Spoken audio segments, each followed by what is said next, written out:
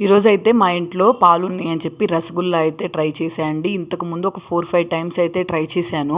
మా అత్తయ్య వాళ్ళకైతే బర్రెపాడుంది. అప్పుడప్పుడు ఒక 2, 3 లీటర్ల పాలు తెస్తూనే ఉంటారు మా మావయ్య. అప్పుడైతే చాలా సార్లు ట్రై చేశాను. అసలు ఎప్పుడు ట్రై చేసినా అసలు వచ్చేదే కాదు. ఇంటి దగ్గర ఆ పాలకు అలవాటు పడిపోయి మేము ప్యాకెట్ పాలు కొనుక్కోకుండా ఇక్కడ కూడా బర్రె పాలు అయితే కొనుక్కుంటాము. అందుకని చెప్పి ఒక్కొక్కసారి పెరుగు ఎక్కువగా ఉన్నప్పుడు పాలు అయితే మిగిలిపోతూ ఉంటాయి. ఈరోజు ట్రై చేద్దామని ట్రై చేశాను. చాలా బాగా వచ్చింది. 3 లీటర్లు 4 లీటర్లు పాలున్నప్పుడు ట్రై చేస్తేనేమో అన్నీ వేస్ట్‌గా పోగొట్టానే అని బాధ అనిపించింది. ఇప్పుడేమో 1 లీటర్ దాంతో చేస్తే కొంచెమే వచ్చింది. అయ్యో! ఇంకో లీటర్‌తో చేస్తే బాగుండేది అనిపించింది.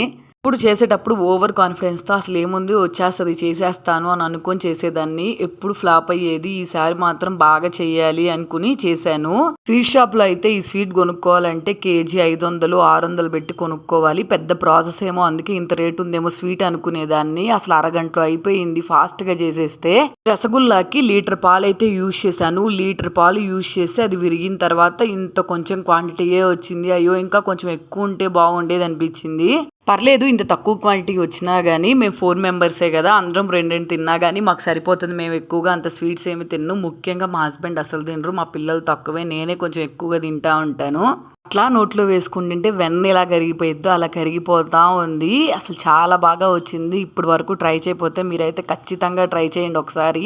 అందరూ చూస్తున్నారు గానీ ఎవ్వరూ లైక్ చేయట్లేదు. నచ్చితే మాత్రం ఖచ్చితంగా లైక్ చేయండి. అలాగే సబ్స్క్రైబ్ చేసుకొని వెళ్ళండి.